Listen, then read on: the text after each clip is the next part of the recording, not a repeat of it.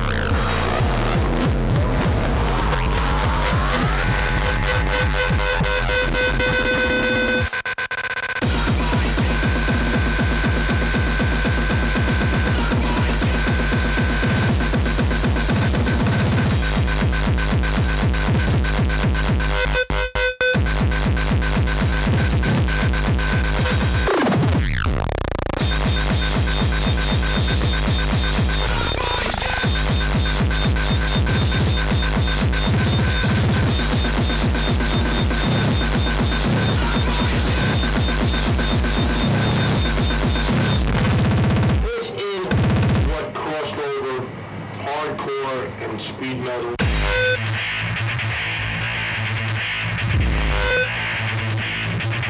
This is what music is taught. Stronger and stuck your fingers in it and rip it apart.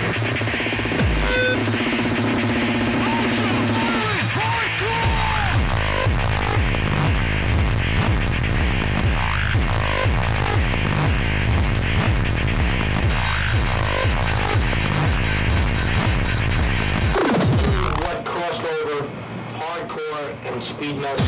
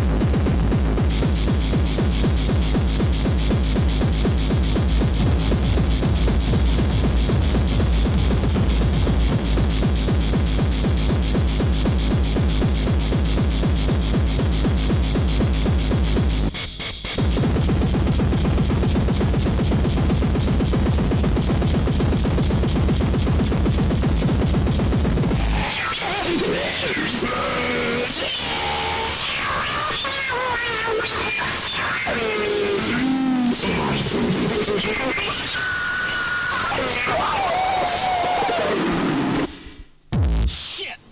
Fucking! Back off! Listen, man, you don't talk about my.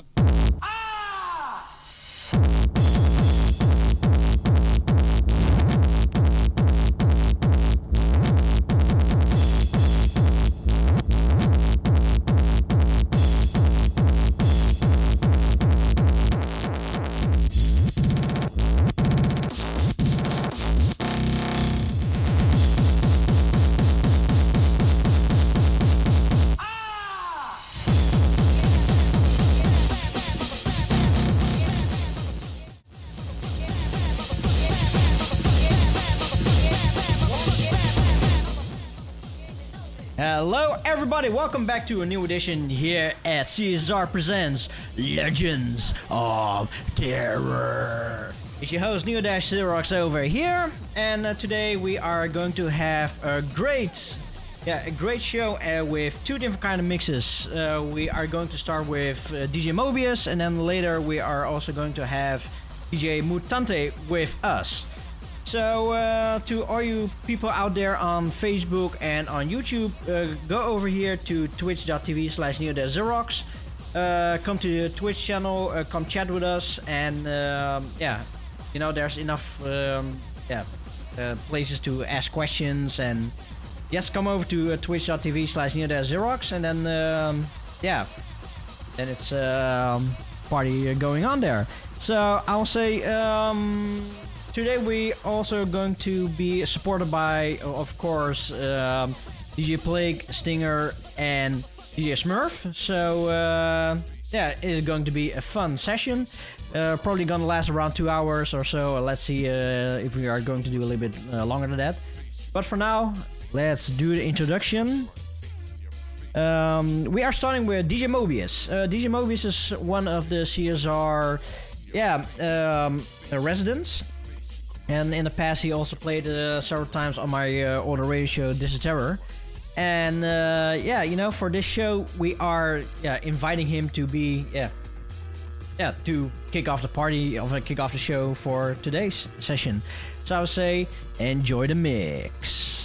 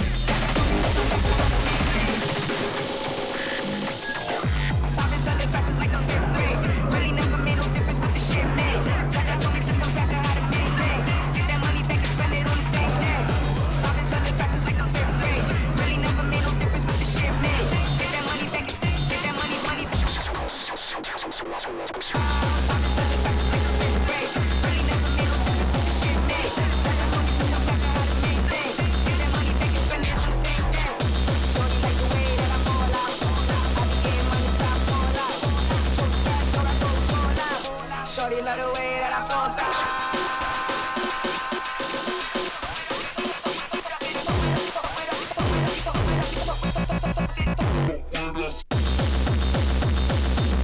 Mama said no pussy cats inside my dog house.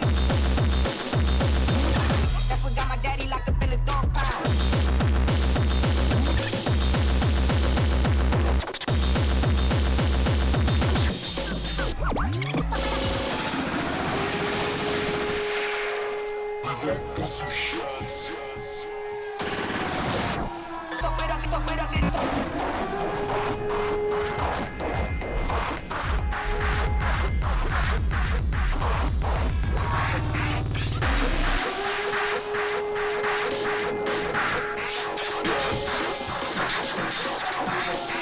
We gon' put some shots on 'em.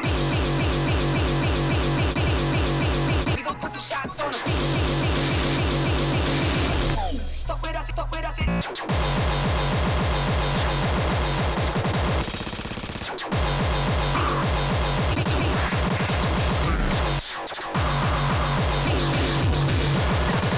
We gon' put some shit.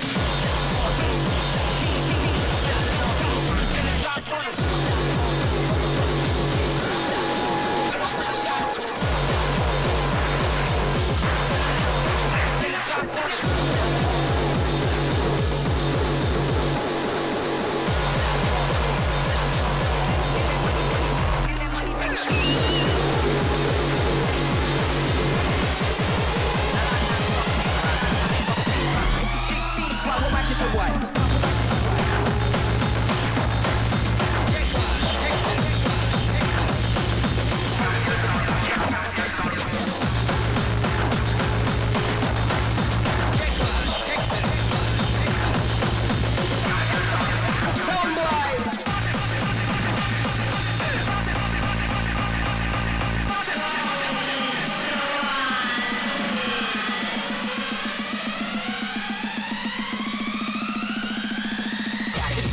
On the uprise, you surprised. I cut ties with all you fake pussies who think you tough.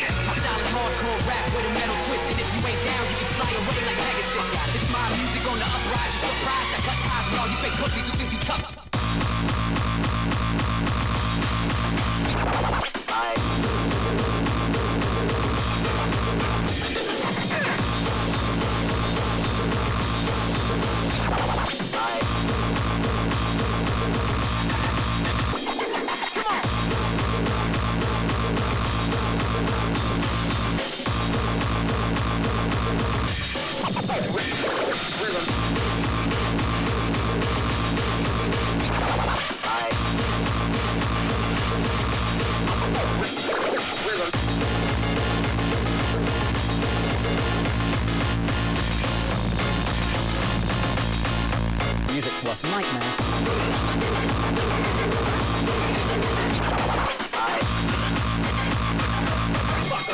If they really do it.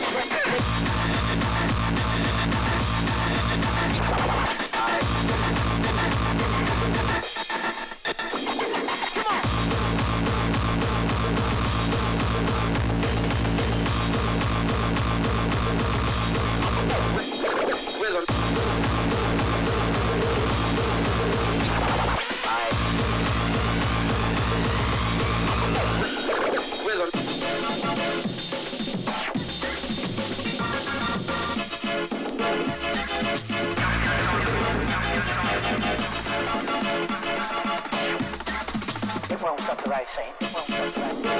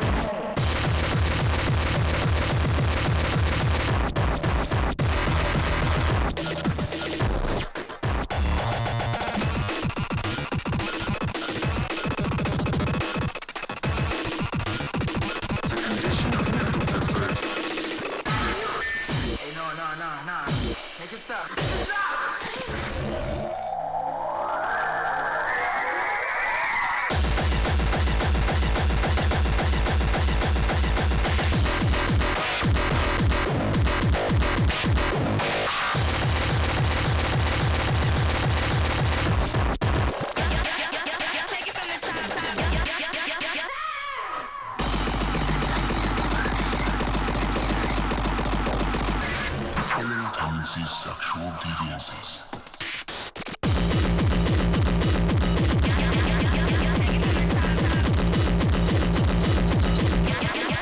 Take it from the top.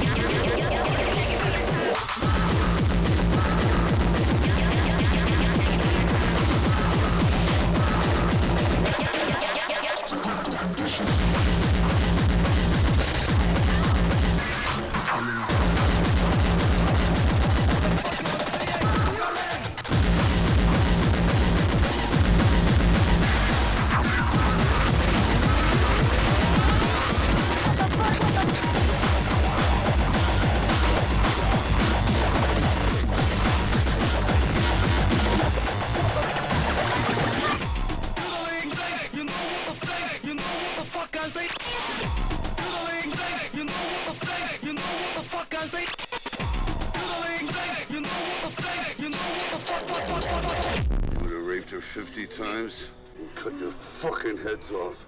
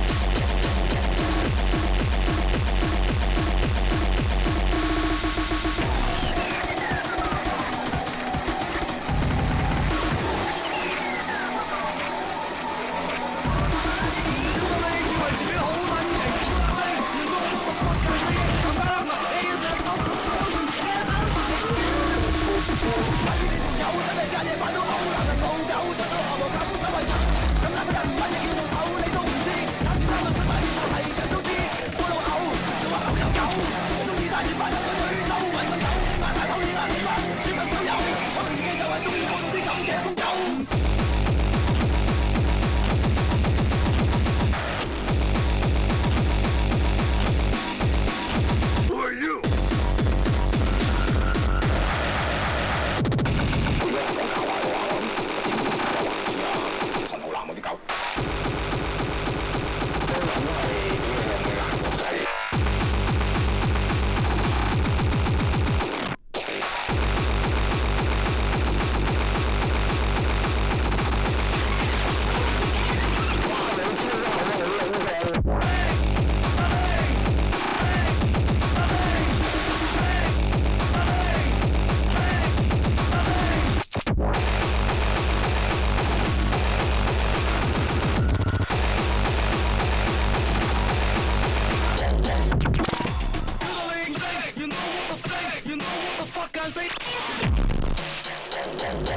Killing's as easy as breathing.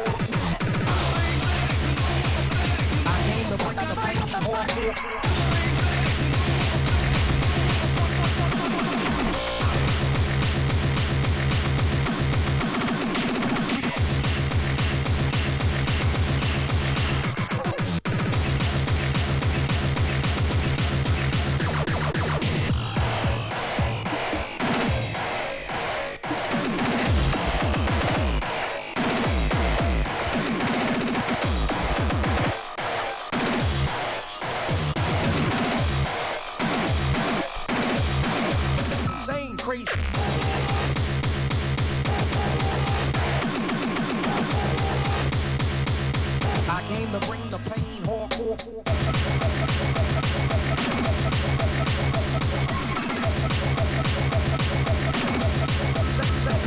Crazy.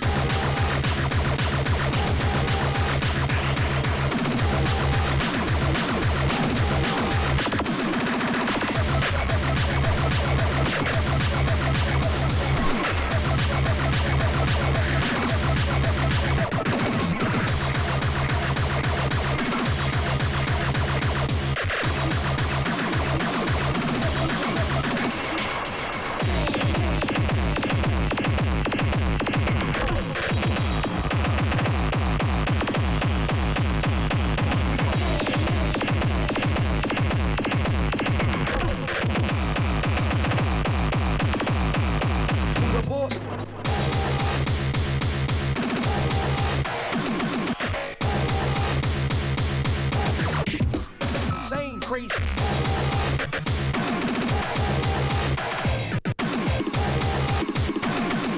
I came to bring the pain, hardcore.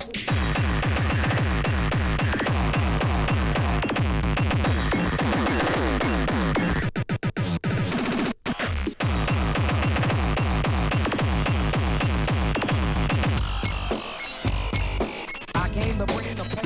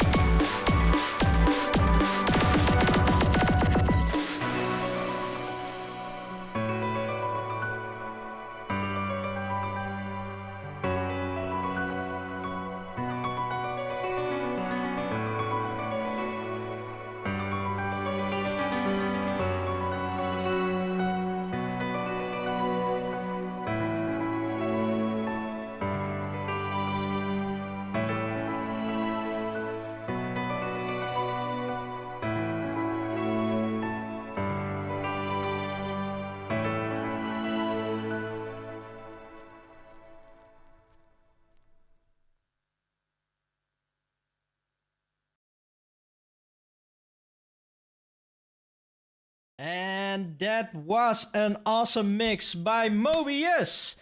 And of course, you don't only going to see me, but we are also now going to see the Legends of Terror. This is the wrong one. Let's take this one. Still the wrong one? What the hell? Wait, is this one it? Yeah, this is it. So, everybody, let's do a quick introduction. To my right over here, we have DJ Smurf. On top of DJ Smurf, we have DJ Mutante. On top of me, we have DJ Plague. Next to DJ Plague, we have the last DJ, DJ Mobius. And on the right with the AKs is DJ Stinger. So everybody, welcome here back to another edition at CSR's Legends of Terror. And it's really awesome to see you guys over here, as we also now have more people on the show than the last few shows. So it is a step up already. And before we are going to start the interview sections, let's do a quick shout out here on twitch.tv/neo-xerox to Moloch, Schmaler Thaler, Tom CXR, Splitter Imhin, Selafi Sana from 93, Core Pusher, who else do we have? More Donfu, DJ Skyline, and Smurf and Des White, and that's everybody in the chat so far.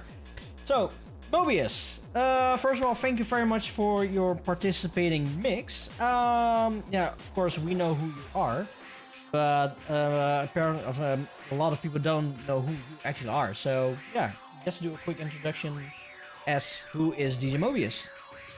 Yeah, of course, no problem. Well, I can hear you now, but what? Yeah, we can hear you. We can hear you. Yeah, well, I'm Mobius, Leroy, 36 years old now, and way back, started when I was 13 years old. I got introduced by the hardcore scene from my older cousin, niece, and she gave me a mixtape, dub tape, and from that I came into the hardcore scene actually. And my older cousin Mortis was already playing finals, DJing, and I got addicted for the hardcore scene from there. Okay, so it started with a hardcore scene, and do you know when you transitioned into the terror scene? Yeah, well, it was years later. I guess I remember the first time I played on a party in Culemborg. You know, the big parties there. Then I had to play together with Bonehead. It was a shitty lineup, and Bonehead called me or texted me like, what the fuck, I'm playing with you. It doesn't make sense. But then Stinger was actually playing with Prince of Darkness together. And from there, they connected Stinger with me. And from that moment, I got switched off with Terror actually. And that was in 2007, I guess, 6. Can't remember it actually. Was that in the middle, right? Where Agent also played? Yeah. The speakers were on fire. Yeah, the boxes were on fire. Yeah, the speakers were on fire. Okay, the speaker came on fire. Okay, what is the story behind that? Because you played too hard? You know it. Yeah, I think the sound system was fucked up at the end of the night. And Sting and I, we had to play at the last one. Yeah. Or else we played shitty music. That's Oh, so one thing is sure, your set was on fire. Yeah. It was totally lit. Wow. And DJ Candy Core, thank you very much for your 5-month subscription. This one goes out to you.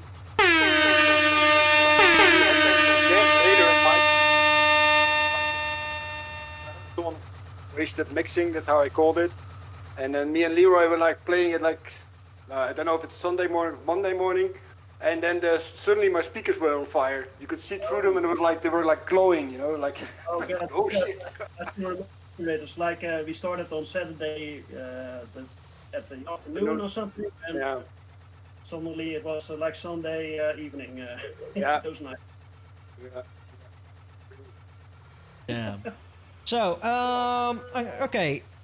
Since 2007, you came across in the terror scene around ish. How did you came in contact with CSR here on top of me? Did you came in contact together with Stinger? Yeah, I think it was Stinger was the one who set me up with all the other guys. Later on, when I met you at the Loose End in the Rywake. I remember meeting you the first time. You were playing together, I think, with Kieran's from Terrorville. At the end of the night, I remember meeting you there the first time. Yeah, I remember it. Yeah. It was in Reelwijk. We all organized the parties there and locally with some friends like with Sven, Terrence Terrorville, and my cousin was in the organization. That's when we actually meet again, I guess. And later on the CSR shows were with at Reach, and then everybody knows each other and come across some parties. And then I know everybody about them.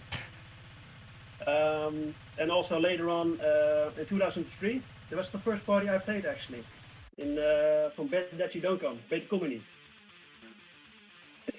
And actually from there on, Fabian, Better Comedy took me a lot, and I got a contract there. And later on I played a lot of parties. And You also helped me though a lot because you introduced me to Fabian, and we played on Damar's party and stuff. We did also because of you a lot. So. Yeah, well, it's like we helped each other a lot back in the days. And, Pussy! Pussy!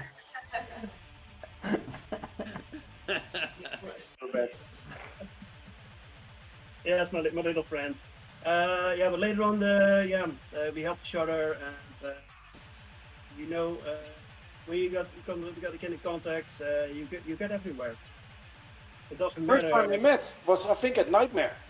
It was not at Culemborg. We met before. We met before. Nightmare. It was Nightmare Outdoor. I remember it. Yeah. The time we met, I was in with Sven.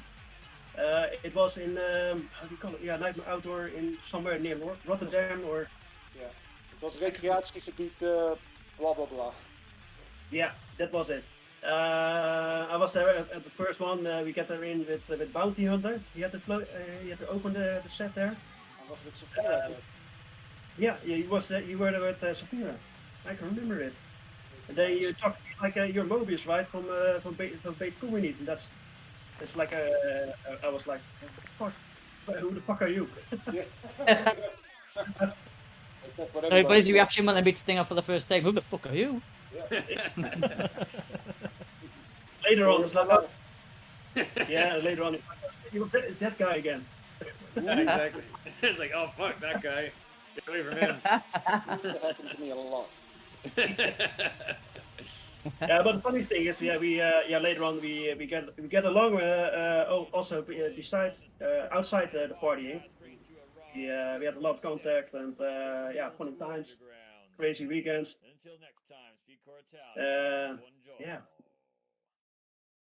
What's the craziest thing you remember of the weekends that you were at my place? Besides of dressing up and playing ping pong in the living room. One time I remember you had the decks and all your stuff on the left side against the windows set up. And then this was funny, like I want to change all my room. So we placed everything on the left to the right and everything from the right to the left. In just like 1.5 hours, I guess. Yeah, all the records were moved and everything. It was fucking crazy. It doesn't make any sense, but it was fun at that time.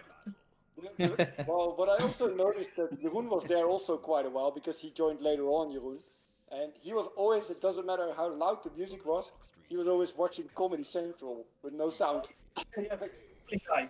Always non-stop watching Family Guy. The funny thing is, Jeroen, He was actually I worked in a big company for we printed posters and that kind of stuff. And then Jeroen came to us to work there, and the first thing he said is like, "Yeah, you play in parties. I go that next week." And that was the same party that we played the first time together, Stinger, in Culemborg. Oh yeah, remember? Yeah, that was Culemborg. But I also remember now the time when there was this guy. He had some arguments with me, I think, a week before or something. He was so drunk that he was near my house at that store. Remember that guy? And then he came to the party. It was, I think, in Tilburg. What's that location again, Ian? What's the name? And the funny thing is, he was also my colleague later. Back Per diem. Yeah, and there was this guy, not Jeroen though, but another guy, and he was we were playing, me and Leroy, and he tried to give me a hand. Like, no, cannot have anything of that. That was. Ian, you remember him? He was the same guy that passed it out during the show. Yeah, on the parking lot. Reese. He was so good. At the radio show, those two guys. That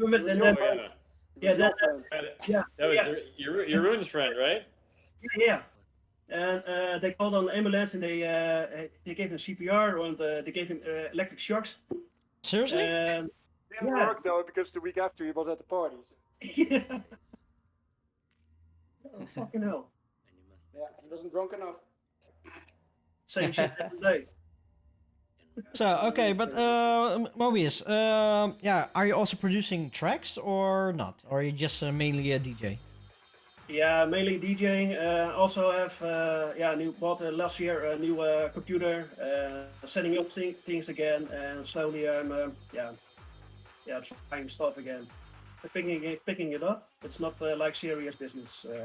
That's not the issue right now. Or for fun. So you should record some stamps and then send them over, and then we make it into a collab. Yeah, we still have to do it. Now I have to set up now, so we can definitely do that. Yeah. Yeah, just record some stuff and then send it to me, and then I'll send it back, and that's how I work. And otherwise, I come over to you again. They have a crazy week, only different. The coffee, cake. Yep, that's you're always welcome. But it's not so close anymore as I was. It's now like I know. more than an hour drive. So, but DJing. How did it went like the last 1.5 year? Before you had some bookings, but did you also have a lot of bookings, or was it already declining? No, before that, my contract was closed with the community like 2-3 years ago, and then I get less parties, but still some parties I did, small ones. I played for last 2 years for Peacock's birthday party. And still have some little parties to play, but it's not that not a lot like 2 years ago, more years ago. Yeah, everybody's suffering, so not just you. There's a lot of artists. The funny thing is like I'm now making a couple of podcasts. One is for the big guy. I can't tell you about anything yet, but it's coming up like in 1 month or something. It's a good one. But further, I had some parties last year, but it got postponed like everybody from next year or later. I don't know. So okay, but what have you been doing lately, actually? Because there's no bookings, no shit going on. Lately I must say I work from home partly, and 2 days I have a normal job. I work in a company for printing flyers again, posters, that sound of that stuff. But in the weekends I still play with vinyls and collecting vinyls again from Discogs with some miss and I love playing music in the weekend for private parties here in the house, not for 2 people only. But if I may say so, I think you need. It was for various reasons. I won't say them, but it's not. I think you couldn't also. You were not bothered by getting after bookings to get more bookings. You were like, this is fine. I had a nice career. It was over, right? Yeah, that's it. Yeah. So it's not like they didn't want you. You were like, fuck it, I'm done. Yeah, that's a little bit of the thing. the other thing is I didn't produce any music, so that was also the reason why I didn't get any bookings anymore. But in the past I got some awesome bookings from Beter Kom Je Niet. I played 2 times on Thunderdome, one time in Jaggers, 2010. Later, Festival. Beter Kom Je Niet, that festival. What's the name again? what was it? Hemkade. Nature. Oh, yeah, the Hemkade. Yeah. What's the name again? Together We Are Hardcore? Yeah. Hardcore is also from Beter Kom Je Niet. Yeah, Nature One I had one. Thunderdome stage. I played some gigs with you together. Hot Shark. A lot of CSR parties. So I got to get how to say it. I'm quite proud of what I you should be. Okay, because you have so many gigs. What is the worst experience that you ever have experienced within a DJ gig? You don't need to tell where it is, but just what is the worst experience that you had? Playing on parties and don't get paid afterwards. Okay, yeah, that's Or the Germany accident, the Germany one. Oh that was my own fault. We won't get into details. Yeah, but I got lucky. Let's say that. Okay, and on the opposite of the worst experience, what was the best experience that you had so far? The best experience was playing on Thunderdome. Because that's back in the days it was the highest you can get when you're playing on parties, I guess. When I was seriously, because when I was little, like 12, 13, I got a mixtape from Thunderdome from my nephew, and he told me always like if you can get there, that's the top place. That was it was the craziest experience ever to be part of that. Did I play Master of Hardcore as well? Did you? Sorry? Did you play Master of Hardcore? I think also, right? No, not on Masters. No. Oh, okay. But the other thing is like Thunderdome released a book a couple of years ago from 25 years of Thunderdome, and I'm actually in the book. Notice. So on the lineup, me too. Yeah. On the lineup, indeed. So that's quite quite a big thing to be proud of. Yeah, it should be. For me, it's also still the biggest. Even after Dominator, Masters. Is it this one? Yeah. I'm also in there. We both are. I think Ian also. Seriously? Me too. You guys are there now? Yeah. I got the other one, the hard copy with the silver foil. Yeah, I don't have Okay, so I need to Okay, so I am going to check this one out. Yeah, you can see it by the party in like 2010. It's in there. So let's see, party of 2000. Maybe interesting for the people that's watching the show. Yeah, I think it was page 138 or something. You make a CSR. You make a CSR book. Yeah. Sure. 138. It's 1996, 1999. But it's a beautiful book, though. It has so many nice pictures, memories. You know, I bought this book at Thunderdome, but I didn't even look at it. I just kept it for the collection. Well, I cannot find it right now, but I would definitely gonna check this one out to see you guys. So, okay, yeah, as Thunderdome is your best experience.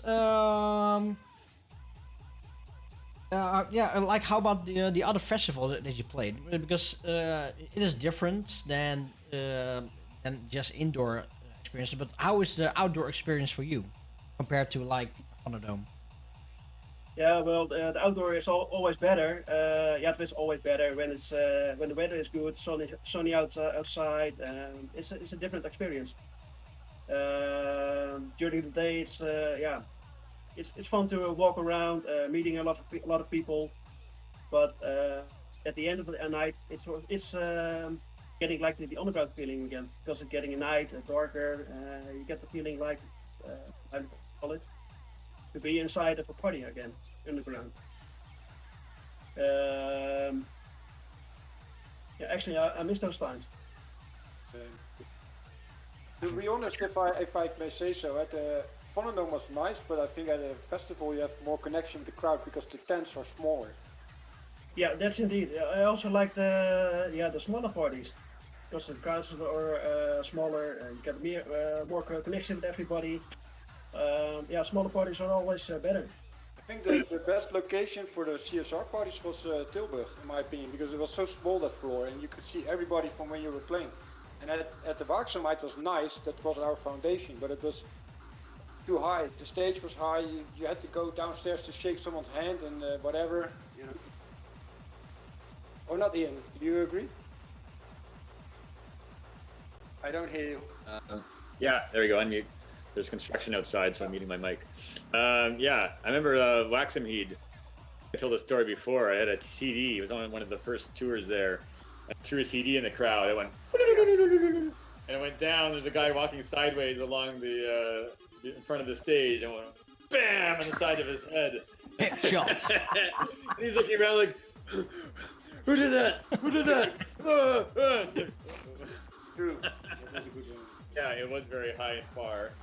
It's a great venue, though. It's too bad it closed down and became an office or something. I also liked Tilburg. Tilburg was great. The jacuzzi and the VIP, that was kind of fun. Stairs. Oh, wow. But even Broadway is pretty good. You know, it has the same kind of vibe as that the Waxham Heed. You know, it's kind of smaller, but still, it has the same idea as you keep it sort of in one smaller area. Yeah, but overall, I'd say Waxham Heed had the kind of purest sort of atmosphere for it. And you know, yeah, in each venue got smaller after that, and we had to kind of squeeze stuff more together. But I think the best one was the one with where we had the Smurfette versus Stingerette upstairs, and we had the upstairs room, and we had the VIP area, and which one was that? Was that That was that one. I think it was round because I was stuck in traffic with. Oh no, it was DJ Plague's Birthday of Terror 2007. Nevermind was there, I think, as well. One of those. Yeah, but I remember we were driving up to Waxham and you had a gig. It was me, you, and Francois, and you're like freaking out because you're gonna be late. You're like, "Oh, I'm gonna be late. Coop's not gonna pay me." And just like, "No, don't worry. We'll be on time." "No, go faster, go faster." Me and Francois were just like taking our time and chilling. And you're like, "No, I know Coop. He's a bastard. He's not gonna pay me if I'm not on time." Hey, but how about like Smurf and Mutante? Do you like bigger crowds or smaller crowds? I prefer the smaller crowds, more close interaction, to be honest. Yeah, me too. More punk, you know. When you've got bigger crowds, the atmosphere tends to be a lot more flatter. I think. The people only tend to dance when when the tune kicks off, and then they sort of titter out until the breakdown. Then they sort of maybe put the hands in the air at the breakdown, then start dancing again at the when the tune kicks off again. That tends to happen more at big parties, in my opinion. I've noticed that. In smaller parties, you tend to get more dedicated people at smaller parties. The more dedicated they're for the music, so they tend to interact more. But you played some really big raves in the UK as well, right? Like Fantasia or something in that spirit, or did you have played smaller ones? What's the biggest one you had in the UK?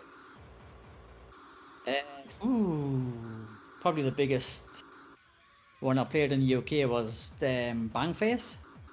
Oh wow, that is. Oh, you actually played at Bangface? Yeah, actually. It was about 3 years ago. It was supposed to be a GGM takeover, and I was supposed to be playing in this little sort of bar area. But when I got there, I noticed I was closing the main stage in the main room. It was about maybe 2,000-3,000 people or something like that. And the Venga Boys were on before me. How cool is that? They don't get any bookings, and they're Dutch, and in the UK they're always popular. It's so funny. Yeah, I think they're playing in sort of my area twice in July and August or something like that. So I'll be going to see them. Surprised if there is no Dutch Venga Boys anymore, that there are basically people from the UK who took over the performance part, or is it really Dutch people still? The same people, yeah. Oh really? Kim used to be the dancer for Rotterdam Terror Corps. Oh yeah, I remember that. But she had a relationship with Ricky, I think, with Raw, MC Raw. Yeah. Here's the Venga Boys autograph I've got. Yeah, got the autographs. Oh, nice. Boom, boom, Kim, boom. Denise, Robin, and somebody else. Is it like the first old guys from the Venga Boys, or with you know the cowboy, the guy, Roy? I think the guys have changed, but I think the girls are the same. Yeah, I Kim know used to dance in Rotterdam Terror Clubs, that's right, yeah. I know the guy, the cowboy from the first Venga Boys. Actually, I met him later on. He was a friend of my cousin. And nowadays he's a drag queen, actually. Drag queen? He's no shit. He's quite big, and when you see him dressed up like a drag, you don't see a guy. It's like really a woman. Brilliant. That's Roy the Venga Boy, cowboy from the Roy the first, Venga Boy cowboy. Yeah. So, seeing the time, it is now 9 o'clock at our end, so it's time for the second mix of today. So I would say let's get ready for some Mutante, and then later we are going to have a small interview. And if you guys have some questions for one of these people over here, then think of a question and then we can ask them. So for now, sorry. Before we start, I think if there's also quite some viewers on Facebook I saw, and also on YouTube. If they have, I'll check the apps there. If they have questions, I'll just make notes. Well, normally it's better that they will come to twitch.tv/NeoDashXerox, because there's everything going on. So. Now they're lazy, they don't do it. I know. So here's the mix from Mutante. When you talk like an arsehole and look like an arsehole, you're an arsehole.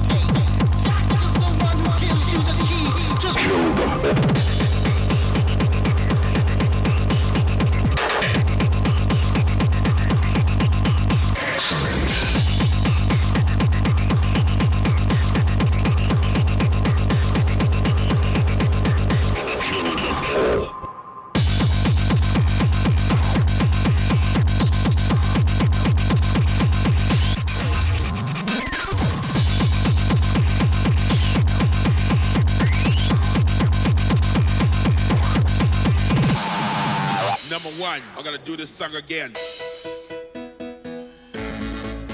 Number two, I'm gonna do this song again all the way up your ass.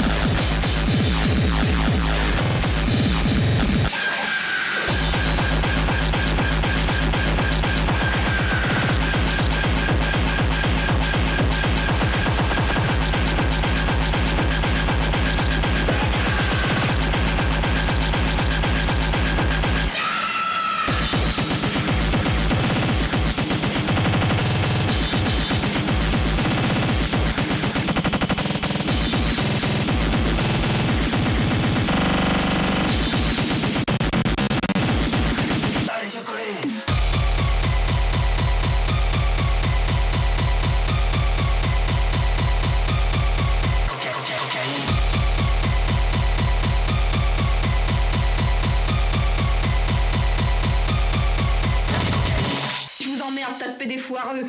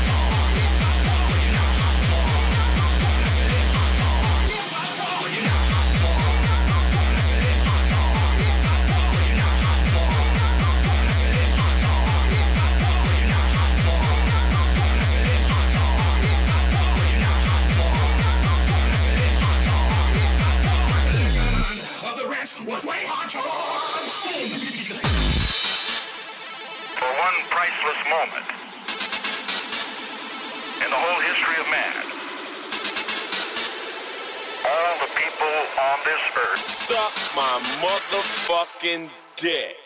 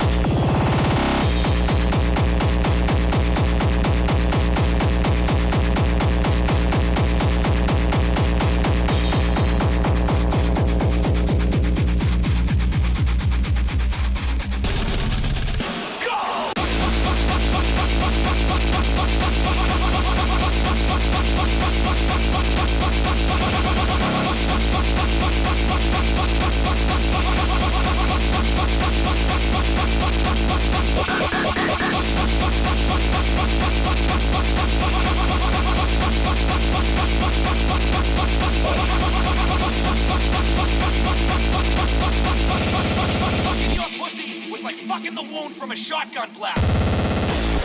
With gangrene.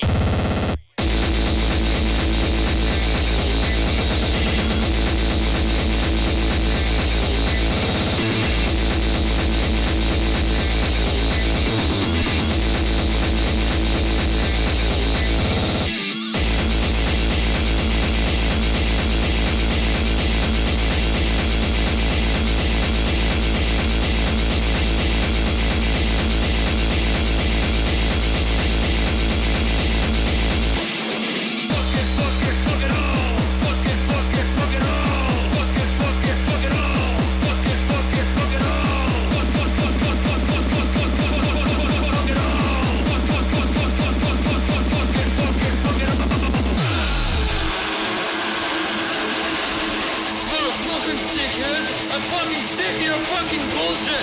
Fucking snorting lines off of mirrors, fucking shit up, because you're a fucking idiot.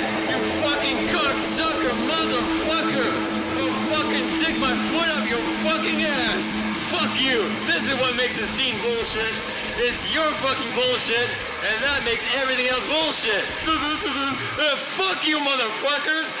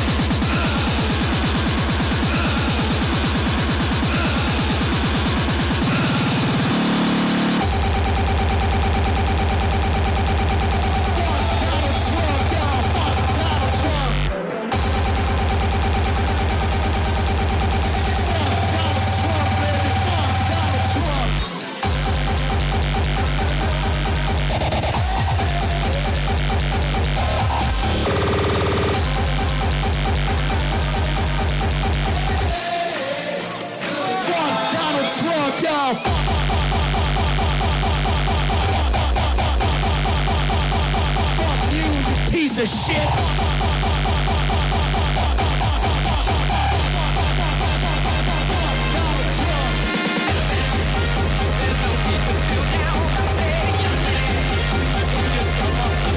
I said,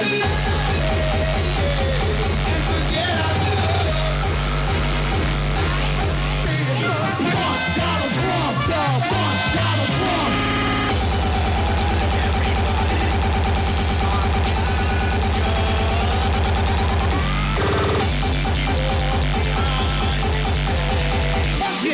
Fuck you! Fuck off! Just fuck off!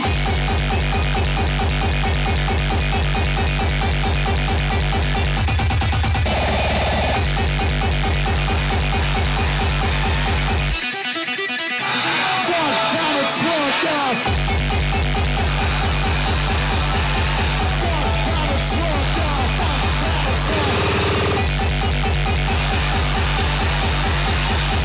Donald Trump, baby!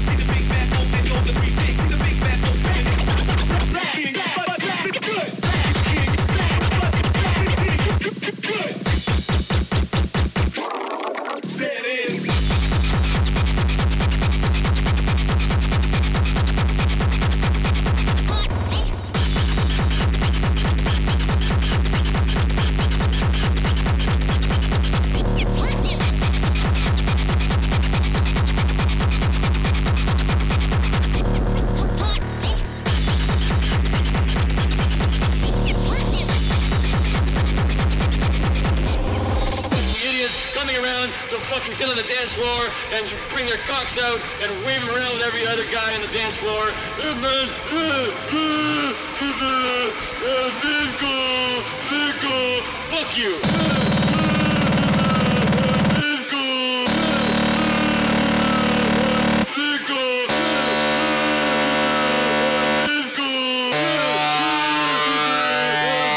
Fuck you. Fuck it all. Fuck it all.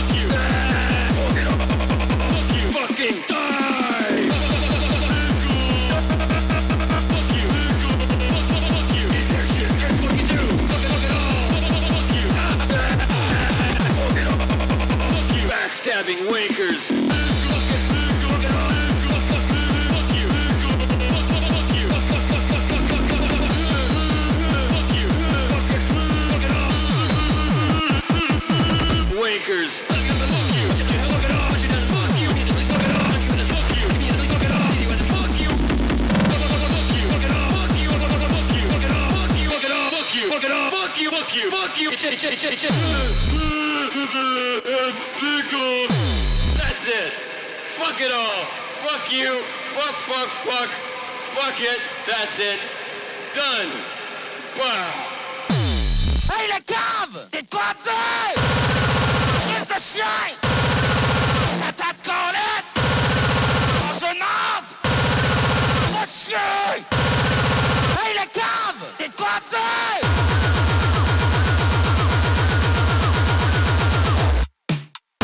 Chris! Tabarnak! Hostie! Connaisse! Calvaire! Connaisse!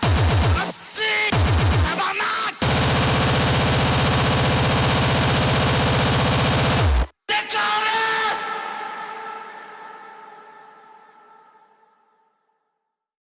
And that was an awesome set by DJ Mutante! Woo!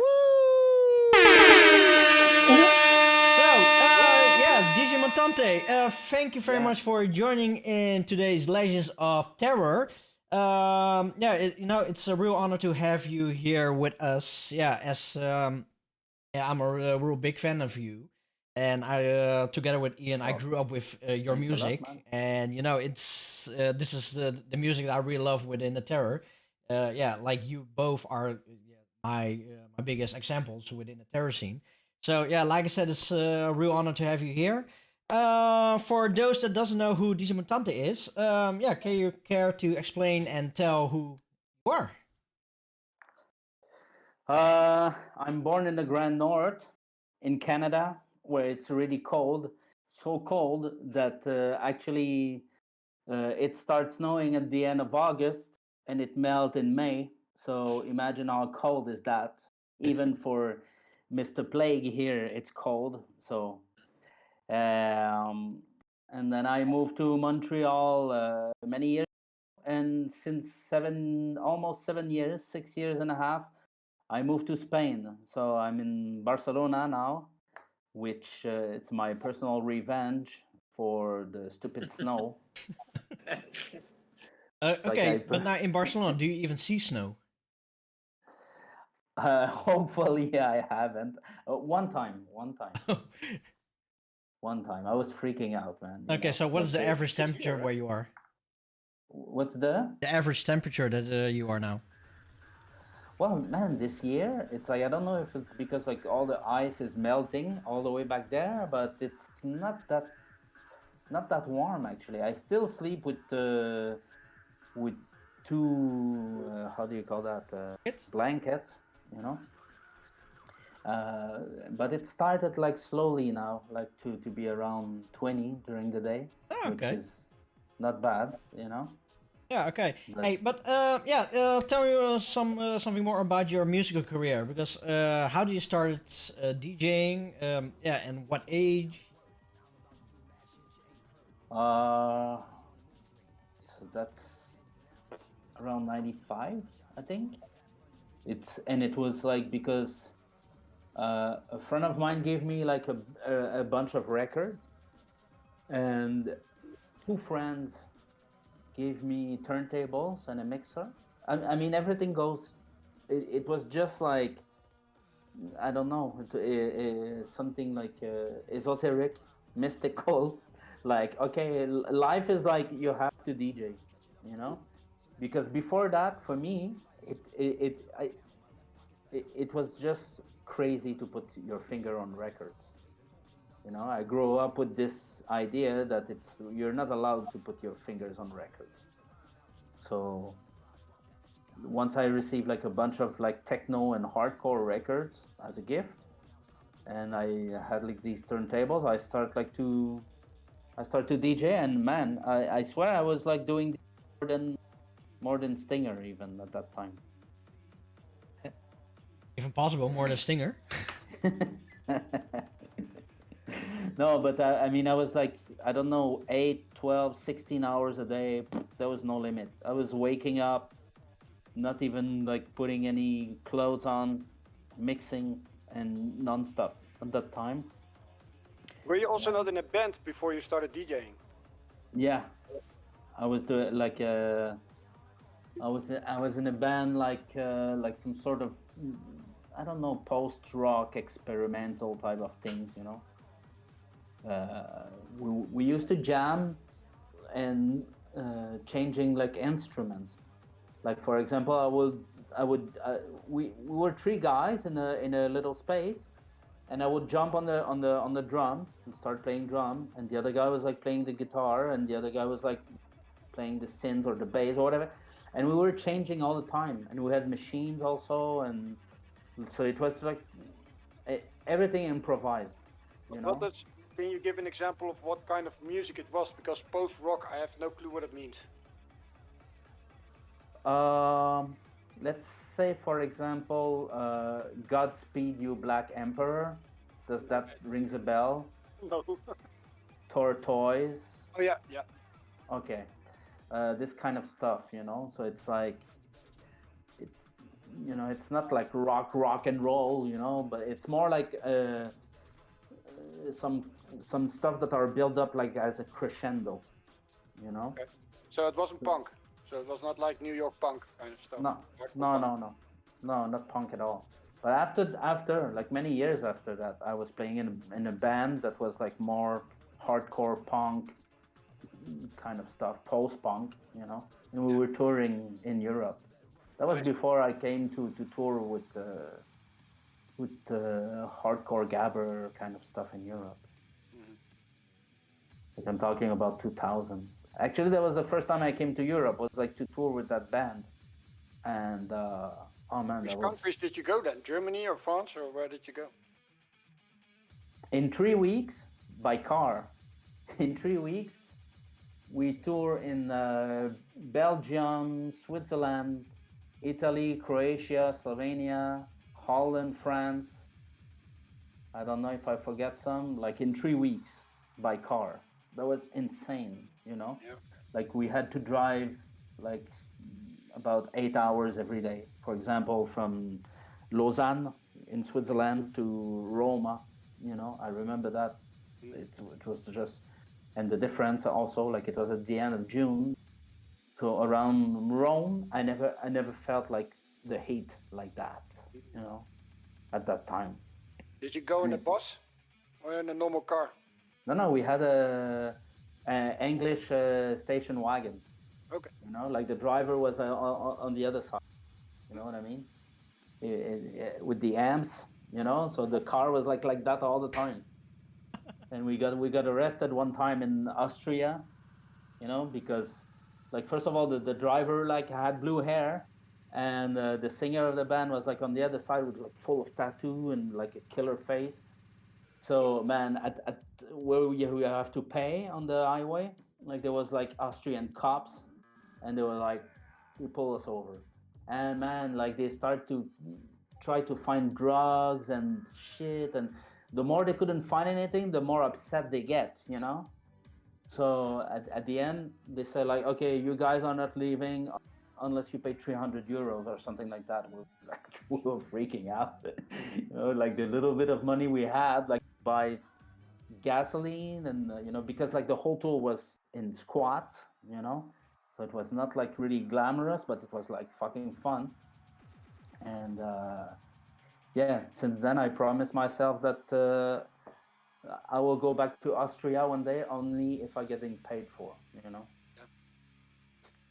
Okay. When was your first record release? Because I remember that me and Ian were living in one place, and Ian brought this record home, and I think it was the Revenge of the Nerd record on Psyche Jen's side, I think, if I remember it well. And Ian was like, check this out, you have to hear this. And I was like, he put the needle on, and I was like, consider myself a nerd. I was like, yeah, this is it. I know why Ian is laughing right now. Like Revenge of the Nerds from the movie. That sample's from Revenge of the Nerds. Why are they talking about the movie in the movie? That was in 2005. Yeah, that got released. Yeah. Did the Cosmic Baby release? What? What? That was the Sorry, first record I heard from you. Did the Cosmic Baby release not come out before that? HXC Booty. No, there was like a few months of difference. Like one was Oh, yeah. released in April, I think, and the other one was like at the end of the year, like November, December, something like that.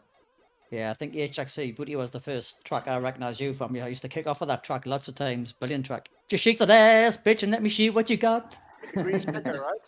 Yeah, with the green Yeah. sticker. Yeah. Green label, actually, Green actually, cover. the guy of the Cosmic Baby you're talking about, he's the first one I gave the demo in. I was in France actually, and I had my demo, so I gave him the demo.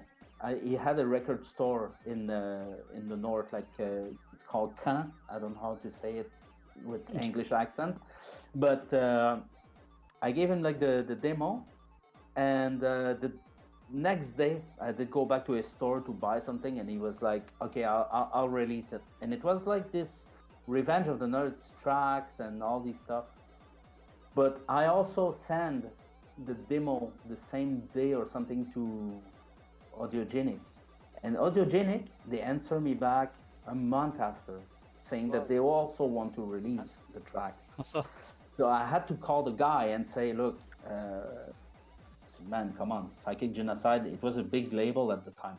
Like, I'm gonna make new tracks, especially just for you, you know." So, and that was like the Booty one was like one of them. Yeah, cool. Was that remix from Martin, the Speedfit remix on the... What? Was it ever released, the full-length track? Of the How's Nerds that? one?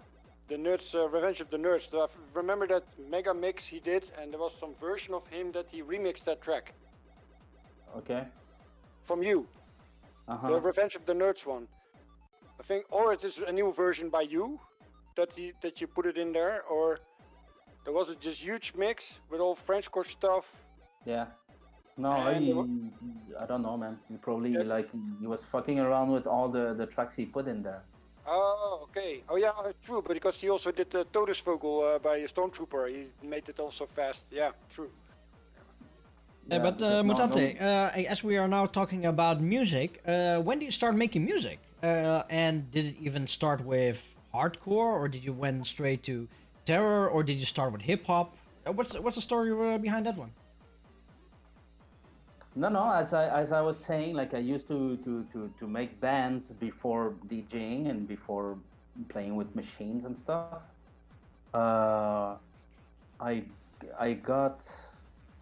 got into music by alternative and punk rock and hip hop also when I heard Run DMC like Walk This Way.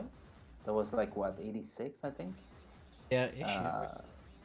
I bought the album, and that was like something really like the game changer totally.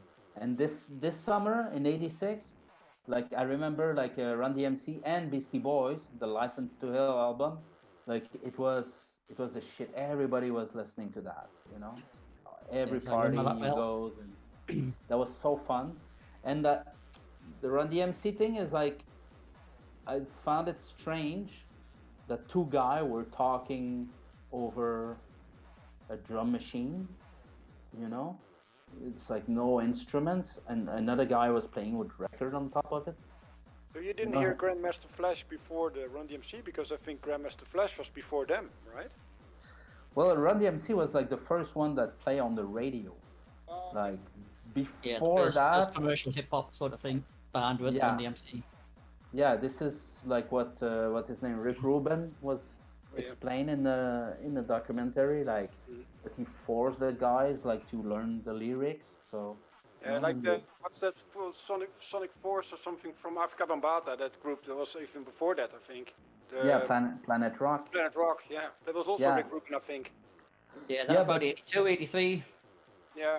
Planet But Rock these on that, stuff, yeah. you know, that like before that, like these were not like top 40 kind of things, you know. You have to go back then, like I was 13 years old, and you know, it's like I was living in a suburb. But in Canada, it's not the same. Suburb in Canada is no man's land. There's no cultural life. You have to dig. You have to find it. So all the stuff, you were like a sponge. When you heard the first tracks, you were like, okay, give me more. I'm a sponge. Give me more water. oh yeah, and I was like trying to find anything that was a bit off, like back then the Cure was off, I don't know, and then I discovered the Clash, and for me around 13 years old it was clear that I wanted to make music. I was, and the more I dig, then after that, like a few years after that, I moved to Montreal, and I like having access to more music, like in the record store, which have import, that changed a lot of things.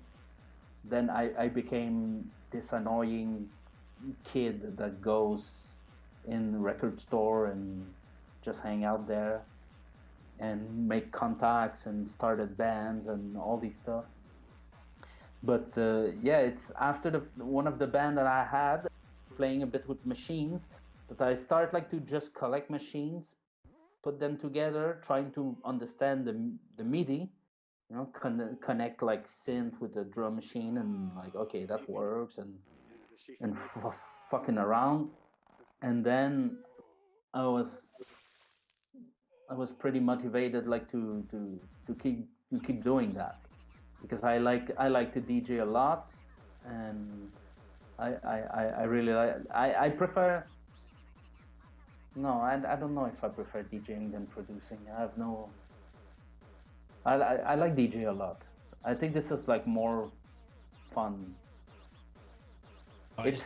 You do have the total package, so it's less intellectual. Yeah, that's it. Like to DJ, it's more like on the spot. It's more like, yeah, the party, the feedback. You get more feedback. Go, DJ Mutante. I think you know what? I think the DJing is like some sort of a sickness of mine. By wanted to show the music, like back then. I remember being with friends, like smoking weed and just listening to the Bottle Surfers, for example, and like just to point out like details, like listen to that, and it's go crazy and stuff. And this goes into the DJ thing. So that was like a natural progression of like the way that I felt music, if I can say that this way, Like if you listen to those tracks, that what's the track? Full Fonds Electric. I cannot pronounce the word because I don't speak French. But you hear a lot of Irish. Over now, it's not really Irish, I think, but you hear folks music in there. Yeah, were those actual tracks that you really liked in the past, or was it just something you found and like, okay, this fits? My favorite tracks of yours. Like, you mean the Party à Commandant? Like the one with the klezmer on it? Yeah, it sounds like Irish folk music. No, this is like typical Jewish folklore. Like this one, especially this one, you know why I did it? Not only because I like that, I really like the original artist I sampled, like is fucking brilliant, but also I wanted like to send a message to anti-Semitic people, It's like they got the message, or was it just for you that there was like a hidden message and that they were like dancing to it and they had no clue? No, it's like, for example, it works because one time, I think it's you tell me that somebody told you like, oh, why Mutante will put like Turkish music on these tracks, which is not Turkish, first of all. It's Jewish, it's not Turkish. That's a long time ago that I said that.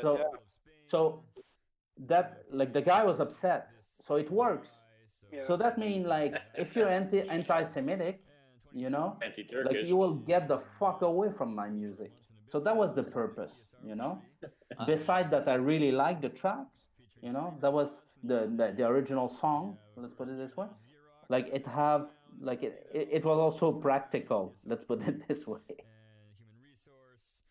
So sometimes Did you encounter some anti-Semitic things by people in the crowd when you were DJing once? And what was your reaction when you saw it? Like I had it once and I stopped the music.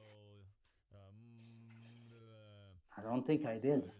I don't think I did. What would you have done if you would have seen someone doing the Hitler greeting or something? Would you stop? Oh no, dude, no, yeah, no, fuck that. Same Oh, here. there was a time. It wasn't extreme as that, but at Roywake, when no one is dancing, they're just standing around like that. Oh yeah. And you stop the music there, and you're like, "What the fuck? Polo It's a shirts. party, man! Yeah, with the polo It's a shirts. party. Why? Nobody's dancing." They're just like, there's like a circle of nothing in the dance floor. Nobody. Yeah, I remember that.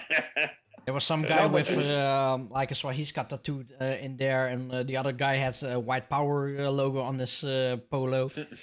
And me, as one of the few colored people over there, I was actually really scared that the moment I get out, that there will be a burning cross waiting for me. Well, it's too bad Mako isn't here. Mako could talk about his confrontation with the guy when he grabs his beer and he's like, "Hey, I'm sorry. I'm sorry. Have another one." Do you remember when we were at the box I don't tonight? give a fuck. I ate shit like you for breakfast. Do you remember, Ian, when we booked? Well, you did. That you booked Nevermind, and he was playing at the box tonight. Oh yeah. People called him Osama bin Laden.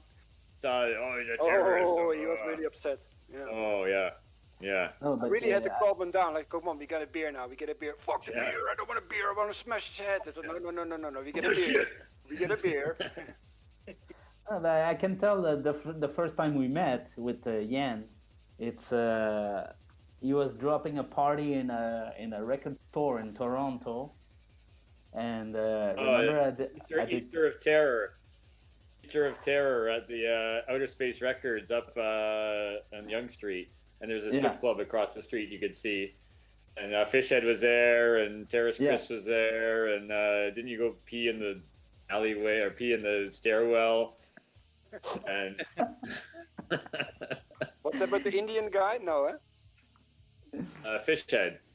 No, but was that the party with Tron and with the guy with the Indian guy that wanted to protect you? Joe, he wanted to protect you, and if someone gets the records, I'm gonna kick them. Yeah, no, and Joe wasn't there. Yeah, Joe. No, what happened is like we drive 6 hours to go there, and I was playing at the end, and I mean like this was a party with like what 20 people. Yeah, and only other DJs there as the crowd. Yeah, basically. And after what 20 minutes of my set, like okay, we close, we shut down, and I was like dead drunk. So and I was like so upset that they cut the set. So I just go in the stairs and I pee in the stairs right there. You know, it's like I didn't give a fuck. And Go to trivia. That was the very first CSR live show, 2003, April 3rd, 2003, Easter of Terror. And then you guys were all staying at my place. You know, my mom liked you the best. She thought you were intelligent. She didn't like Fishhead because Fishhead was passed out in the stairway and wouldn't move when she tried to walk down the stairs. She thought you were intelligent and weren't like the rest of them.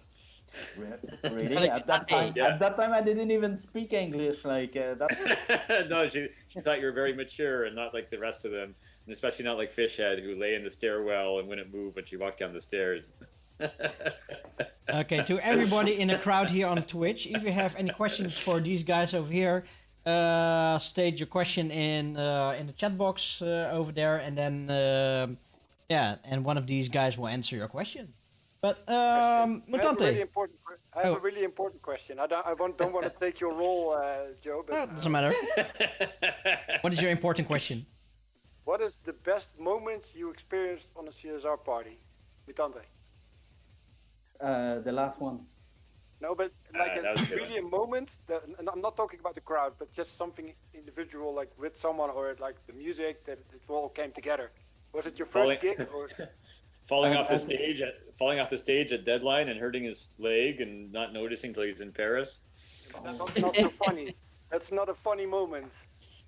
Well, now that had happened back then, it's funny. But man, that's I cannot show on camera. It's not gonna be video.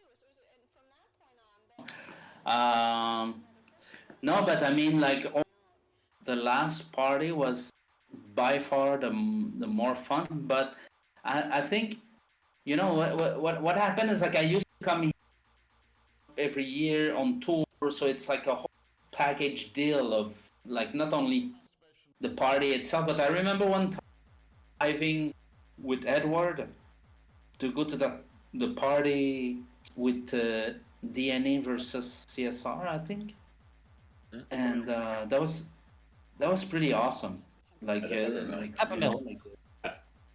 the whole driving together and party and stuff. I think I wasn't even there at that party. So the Peppermill. The Peppermill. Yeah.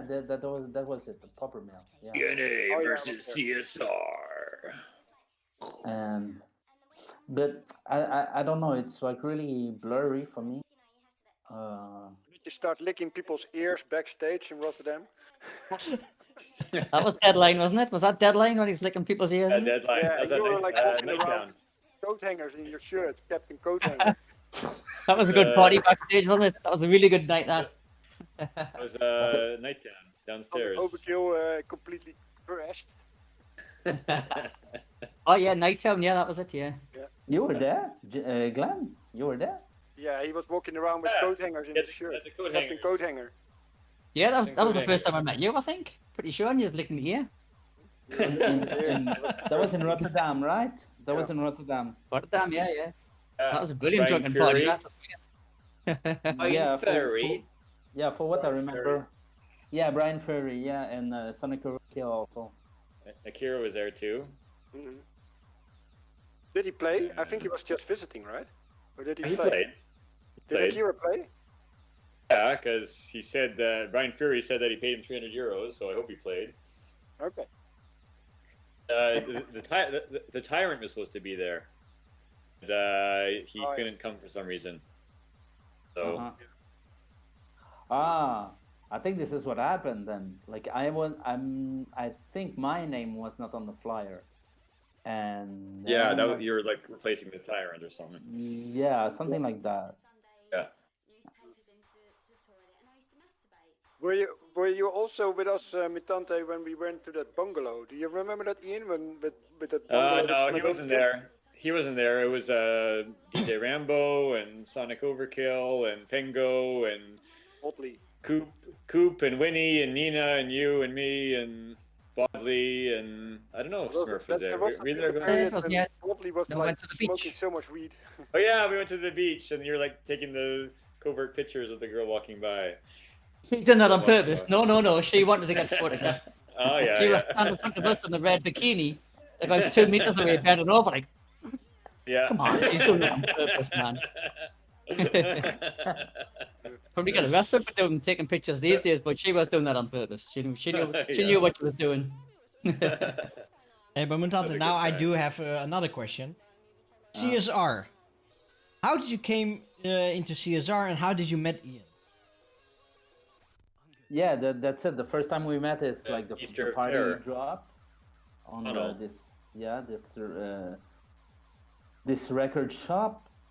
Then after Oh, that, there was also even before that, I didn't actually meet you at this party, but I heard you play, and I thought, wow, this guy actually knows this. Because I was asking Terrace Chris, I was like, well, who's Mutante? Who's this guy? He's like, oh, he's a guy, yeah, he's good, blah, blah, blah, he's on the he's thing. a guy. He got 2 eyes. Yeah, he's the guy, he's very good, you put him on the flyer. And I remember hearing you play, and I was just listening. I was like, "Wow, okay, this guy knows his stuff. Wow, he's playing some Sonic Overkills, and like the mix was really good." I was like, "Oh, this guy's pretty was good." it that was party it. like in Montreal? downstairs, Yeah, in Montreal, dans le souterrain. Yeah, you came with you were with Lilou, Yeah, and, that's it. Yeah. I Lilou haven't and- released anything at that time yet. Yeah. So that was the first time I knew of you. I don't know if I met you at that party, but I heard you play. And then that was the first time you were like in my mind. But then, there's the Easter of Terror, but then I kind of forgot. And then it wasn't until the release on Psychic Genocide, the I'm Not a Jock. And that was the first time I contacted you. I was like, hey man, what the fuck? Send me some tracks. Like, how come you don't send me some tracks? Like, this is great. This is awesome. And we'll do some stuff with you. And we did the double CD and then the CSR 9 and et cetera from there. Oh yes, I remember when I was doing the mix for the first CSR CD or this Terror CD or something. and it was either Ian or you Francois, sent me loads of tracks, and every one of your tracks had Avril at the end of them. Like I love Children of Ice, Avril, right. something of that. I was Avril, like, what's the yeah. deal with Avril? Like, Avril I think Lavigne. Ian said, I think he likes Avril Lavigne, or what you call Avril, what you call Lavigne, Avril? yeah. Avril Lavigne. Avril Lavigne. She's from Napanee, which is halfway between Toronto and Montreal. Right. You've got a kind of obsession with her, like I have with Kylie, who's on the top. Children on Ice, Kylie. Yeah, no, I sent Yan a few tracks after that. I had a few track ready that I was trying to release somewhere, and he released a bunch of them, like on the CD and on the records also, like the Children Are Nice and the other one, like the reggae something. Reggae Jungle Medley. Oh yeah, that was another cool track, yeah. And yeah, I remember sending Glenn also the Lick My Crack and the HERD whatever the other track also that you put on the mix. HARDCOR. And also another track on the CD, like what is called Tunnel of Terror. Do you remember that? Yeah. Oh, the Tunnel of Terror one, yeah, was Temple of Terror, was it? Temple of Terror. Yeah. The Coop. Yeah, the Coop one, yeah. Wasn't it? Yeah. Like I think you had, I don't know, you made a mix for that, and then you had to collect a few tracks for the CD too, or something like that. I didn't. One side was a mix, and the other CD was just all single tracks. They're totally separate from the mix. Yeah, not necessarily, because I remember I put a track there that's the unreleased after that. But yeah, CSR that started like that. It's because Yan contacted me like saying, "Hey, what the fuck?" Do you remember that you were at Mobius for, I think it was a few months or something, and that we also did some music? When I had the really basic setup with the laptop, and do you remember that? I think it was no, we did two. We had two tracks. One of them was the Frenchcore one. That was on this EP, and we also had the CSR 10, I think. Yeah. With the Jack Black sample. Yeah. You're not hardcore. Yeah. I think that was we made also like some making of video. It's still online somewhere that you were like we were like filming it.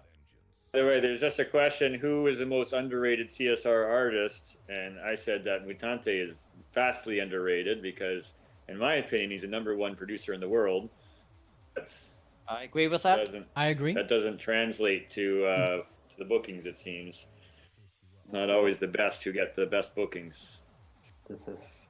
I was always the most popular one that get the booking. Yeah, it's the most hyped.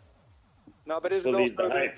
Is it because Francois that you were like me and not so very business minded, that we suck at promoting ourselves? Yeah. No. I don't know. It's often with producer-minded people, because being a producer is very introverted. So if you're being introverted, you're not being extroverted and being out there and promoting. So it's hard to be both things at once. So often the best I don't really producers are not agree on that one because as what I know is that a lot of people they go into the hypes and they take a specific genre and they gonna build their as soon as Fan base possible. around it. And the easier the track it is, the easier it also is for the people to listen to. And especially with track like what Francois is making, it has so many layers. It's really technical, correct. And sample canon. A sample canon, but for some kind of reason, simple-minded people would like to have more simple-minded music. And understand the complexity of it, like the track PARTY. That's genius. But I don't think people understand the genius of it because it's two samples that are talking to each other. and they're from completely different sources. And those two samples are brought together kind of back and forth, and then like working together between each other. But if you're just at a party and all you hear is just a kick drum, you don't understand the depth of it. It's like he's a DJ's producer, and that's the thing. It's like Mark N. He's a DJ's DJ. It's like he's up there scratching and juggling, and all the other DJs are around, just like wow. But the people in the crowd are just like, whoa, what's going on? Where's the kick drum? Remember when we saw Mark N play at the Wall? I think it was the of party course. where Smurf also played. I was just thinking of that one because all the DJs were all around. Whoa, what's going on? The crowd oh my was God. like, yeah, the crowd is just standing there like that.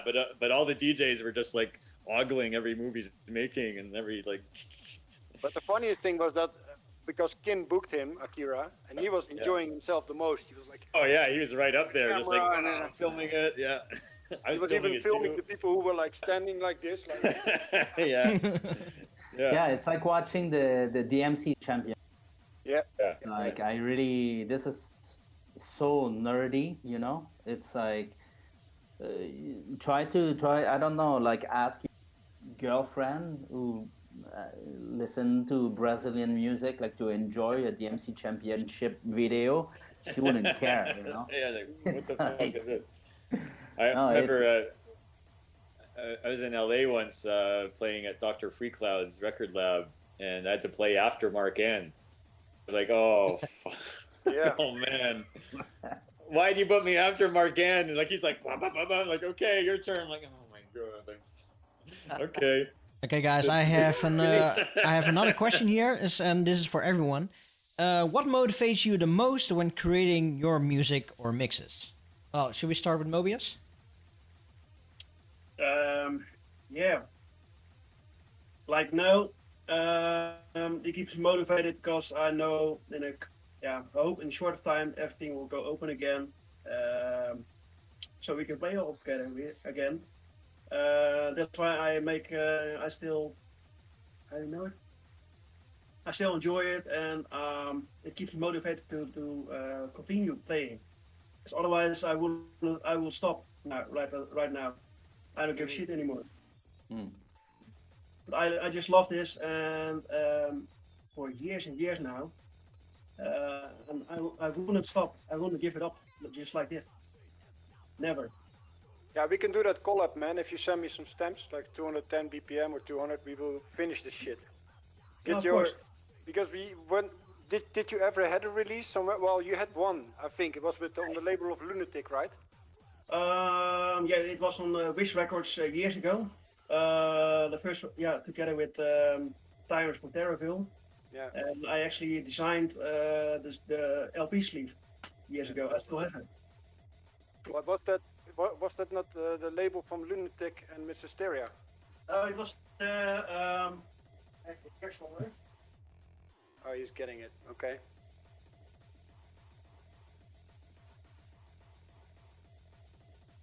Oh yeah. This one, Fires of the Hardcore Sound. I designed this one.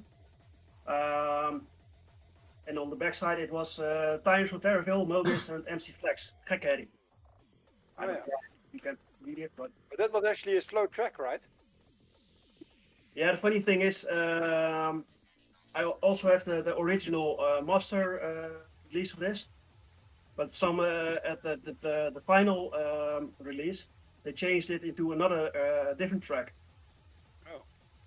So that, it's so quite. It's a fast and a slow track? Is it both slow or both? What is it? I know what it is. I guess no, this is actually a different track released on the definite final release. Because the original was a lot faster. But yeah, it was made in, I don't know, 2006, I guess, something. Stinger, what motivates you? Yeah, doing collaborations with people I've never worked with. Like now there's this guy from UK called Execrate, and I finished like 3 tracks with him in 1 month. Okay. He works really good. Yeah, he's another one of my discoveries. Yeah, for me, Execrate is the new Striker. Striker was also someone that had a lot of releases, but also you can compare him. He has the same ideas as Sonic Overkill. It's not the same. It's different music, but it's not too complicated. Let's say that. And now we finished 3 tracks. One with samples from Master of Puppets from Metallica, but we already got in trouble with the vocals when we tried to put the sample online. So it was like, okay, we will let Neurotic redo the vocals from the Master of Puppets because of Metallica, the Metallica shit. But the guitar samples will still be used, but it's because they're not original anyway. They are redone with MIDI, and I just like to work with other people. So if there is anybody here wants to collaborate, then let's go. You know. Yeah, I just like to when I work on my faster tracks, I like to make collabs, and when I do that autism stuff, I just want to be on my own mostly. Yeah, true. Well, Blake, Ian, what motivates you by making tracks or making mixes? Working with DJ Mutante to make a track. It's the only time I make tracks anymore. No, it got to a point where I started making tracks with him. It was like, well, I can never do anything better than this, so I better just work with him, and we'll make some tracks together. And that's when I was living in Montreal, and we made we made the Fuck It All thing, and made a whole and also the Fuck It All thing, and then also the other CD, the actual track Fuck It All, and the 90s medley canon thing, and Squeal Like a Pig, back in the house for 2010. That didn't age or anything. 10 years. Squeal like a pig, motherfucker! 10 years already. Got so many. I think if this is the one. I think iDosing was an underrated track. I can't see it because of the light. I think it's the Bad Luck 13. Yeah. Mm-hmm. And the one you miss, I get a shot. How'd that go? Here we go. It's the big balls. It's the big balls. Shot. That shot thing, that was he was playing at Foo Foo Electrique, and there's 2 tracks by who was it? LMFAO. Yeah. And it was like drink, and there's the shot, and he's like crossing back and forth between drink, shot, drink, shot, drink, and we're like, oh, okay, we've got to make a track by that sample. So we had some time then, and I remember I'd be sitting there with him, and I would start to fall asleep, and he'd be like, hey, how's this sound? Oh yeah, no, that's good. And I told him, I was like, well, I feel kind of like a fraud. I'm just sitting here, you're making the track. I'm not doing much. He's like, no, man, it's important. It's important that you're here. You're. No, but you also made a whole album together. It's not the Frenchcore album, but that's the thing. I made the vocals, but how long does a vocal take? No, that's not real. I don't agree with that because the album you did together, I forgot something with the Middle Finger We Trust. So I don't know what the album title was. There's a Fuck It All. That was a whole thing in itself, and then there was the whole album with 8 tracks or something. That's what Fuck It All. Yeah. But then there's also this. Yeah, and also but all Fuck It the All tracks, album. if they wouldn't have any vocals, they would just be another track. To be, in my opinion, the vocal lifted the track also. So it was it was purposely made to be side by side. Yeah. Well, do you remember we were getting desperate and finding inspiration for tracks, and you had like a monitor, and it was like, was it Sync Master or something? Yeah, Sync Master causing disaster. Ain't no other DJ who can cut faster. They're just looking at random stuff around the room. We're like, oh, okay. Unlimited rap. Like a 2 unlimited rap. Yeah. Yeah, I remember. And then there was that track, and you start to sing like Castlevania. Castlevania. And I was like, no, man, don't, come on, don't do that.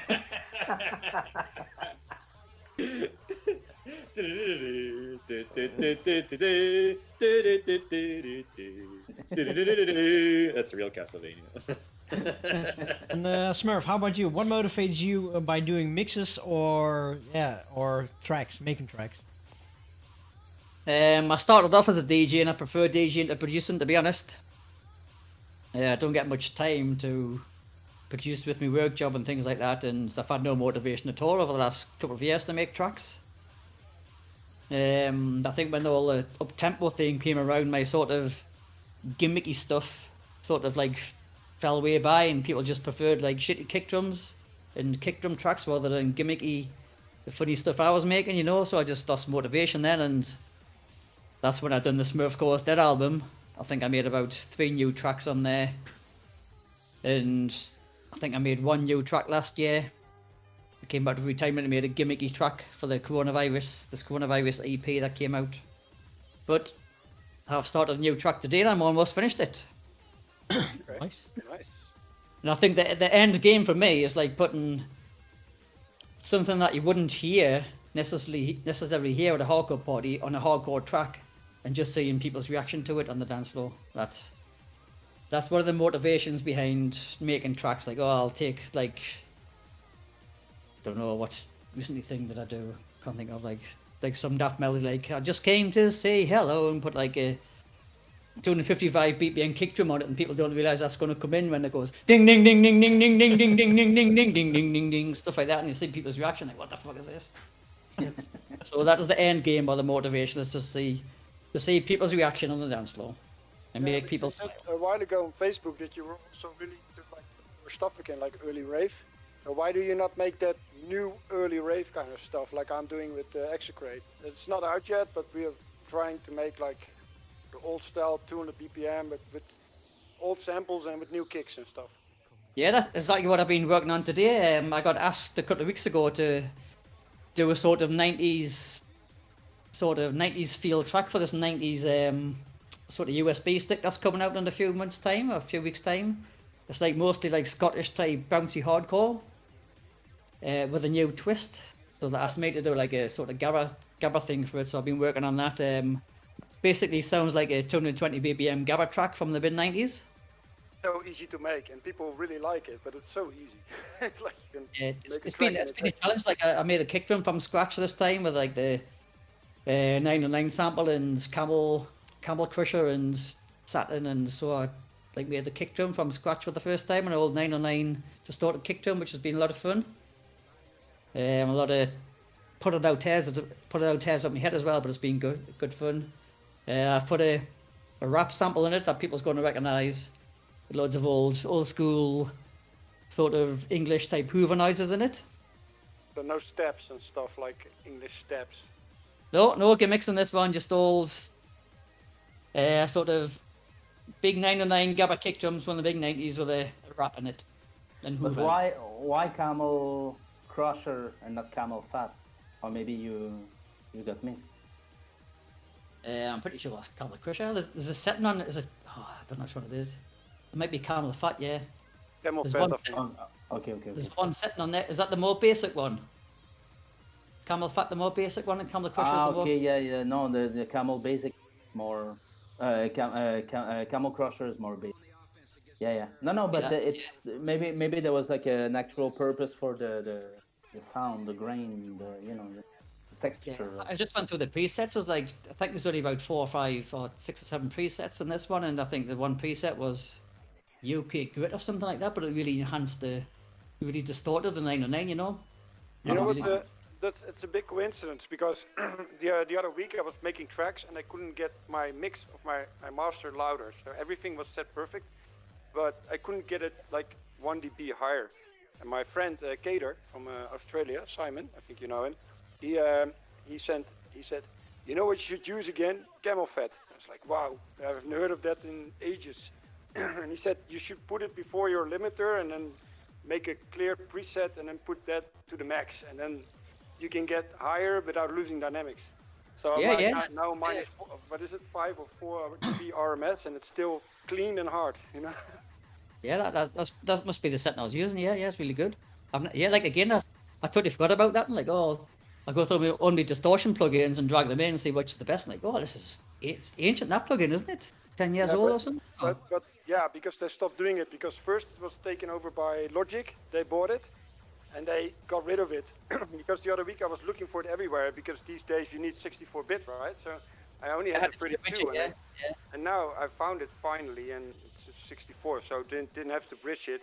But the thing is, I always used camel fat to make distortion, and now it was made to make the sound more dynamic. So no distortion, but just the when you have the end thing, the volume, and so you take off the compression. There's also a compression filter on it, but only the normal volume. If you put it to the max, your track gets more dynamics, or it keeps the dynamics, and you still go louder if you put it before your flap filter.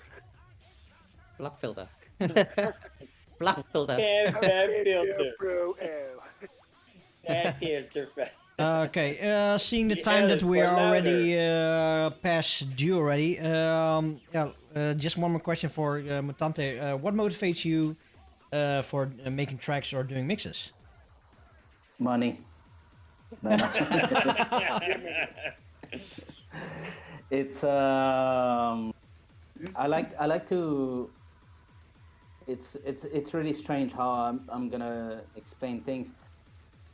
I like to put myself in the shoes of the audience, and this way I want to get blown away. Like I want to have my head explode, and that comes probably from the 90s. Back then, like in 1993 or something, the parties were way different, and it was, I don't know, maybe Stinger experience and maybe Glenn. Like in 93, but like it was like people were putting costume and like whistle, and you know, it was like it was a party, a real party. It was really fun, and because it was new. That was the drug have to do with that, but it was like this era, this time where like everybody was looking at everybody, and we knew that the music was like bringing us to the next level and like just going fucking mad, you know. So I'm still in this spirit when I DJ and also when I produce. Like this is why maybe I keep doing complicated stuff, because I want to have like not layers, but a build up, energy build up until, and you know, it's pretty arbitrary. Some people will say like this is fucking bullshit at the end, but this is how I feel like doing it, like to work yourself to a climax. Yeah, like try to make somebody like having his head exploding, you know. But if I can interrupt for a second, well, I do that often. I compare you.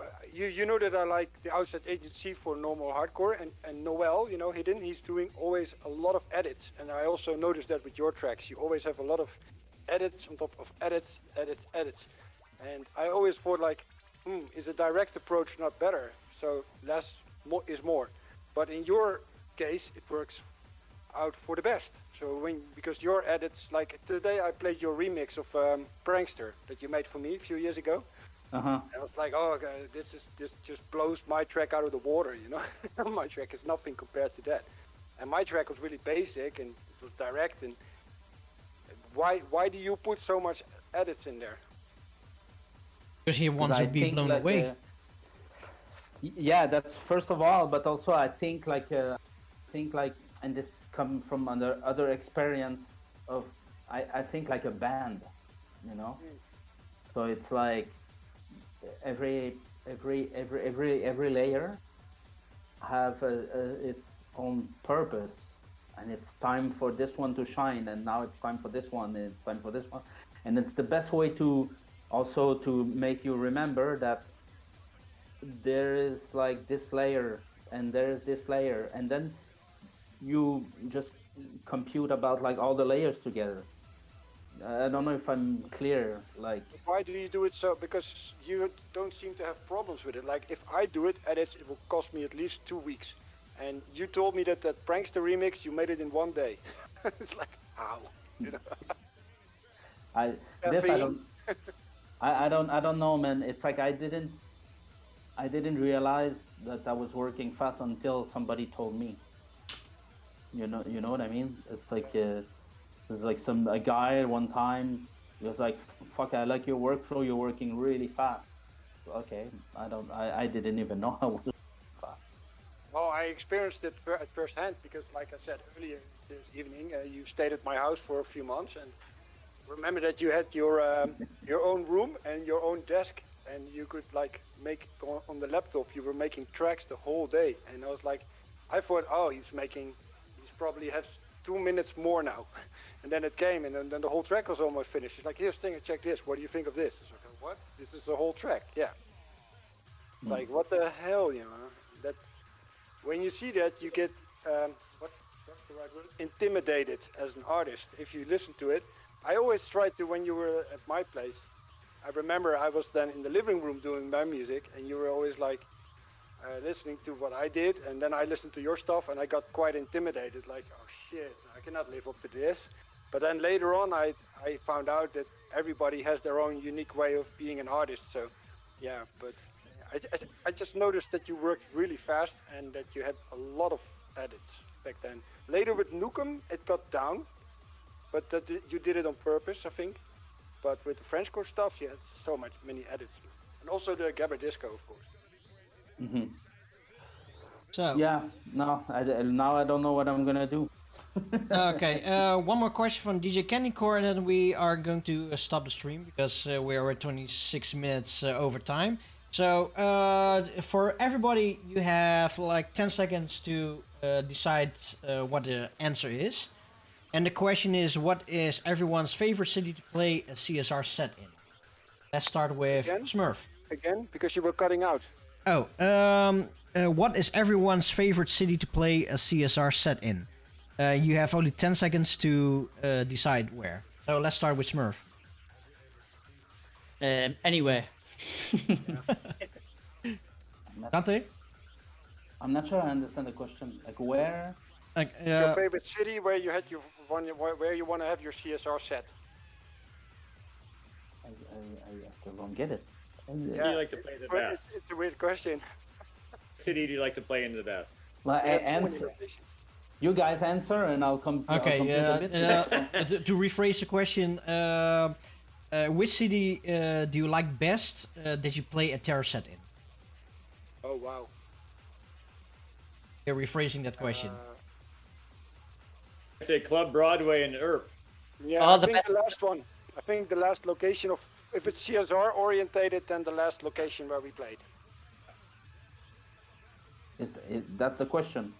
In which venue, which city?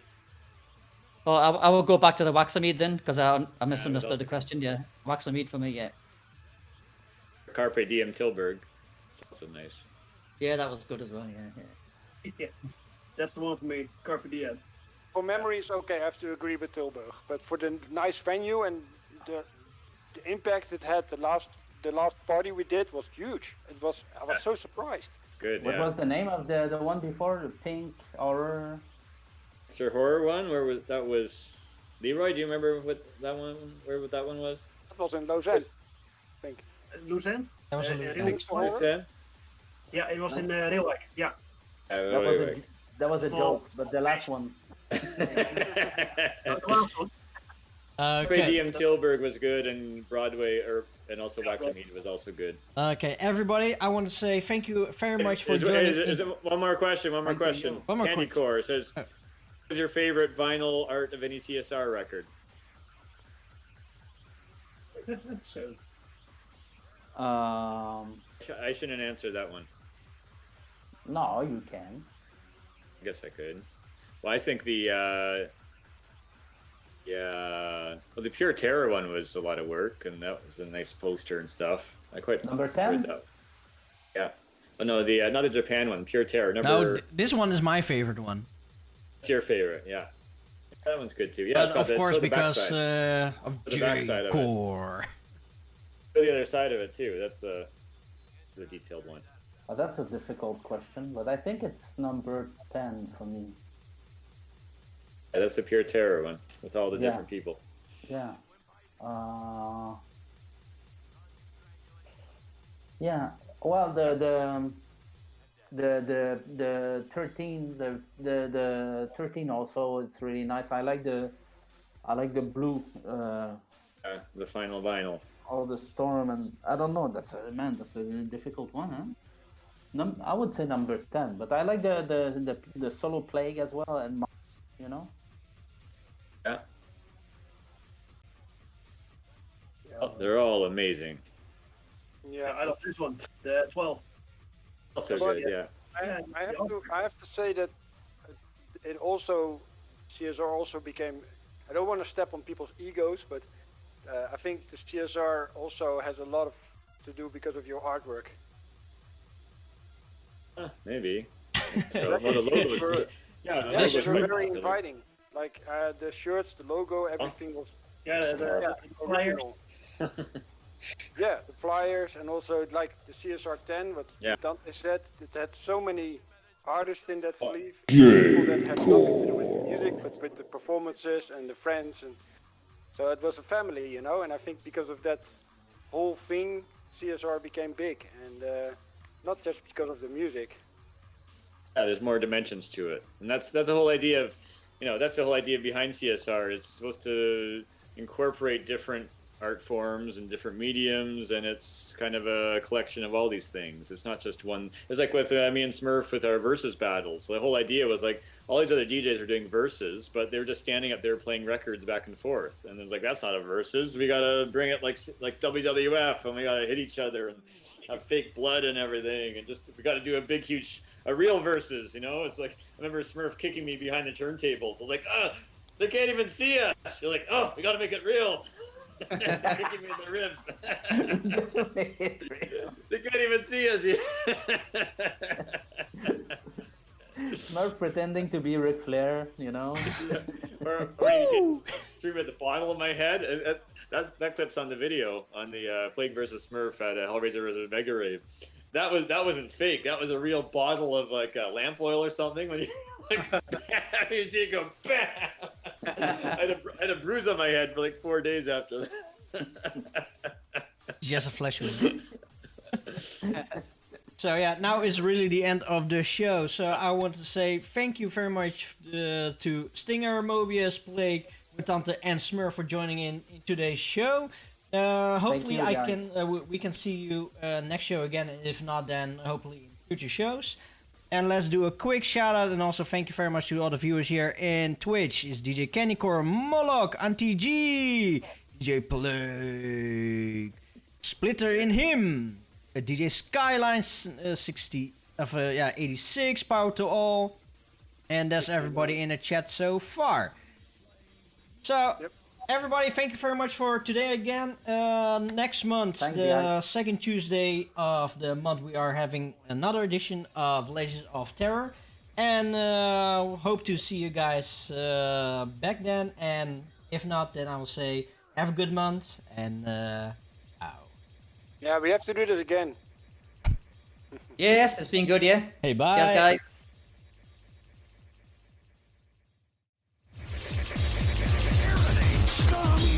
Ruling us.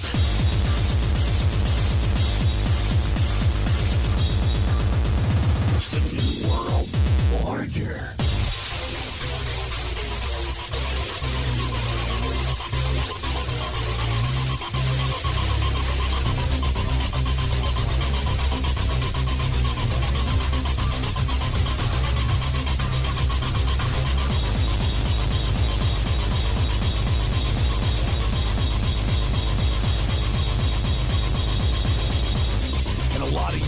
A lot of you scum out there who love this system and love it all, you're going to love every minute of it. Just get ready for it.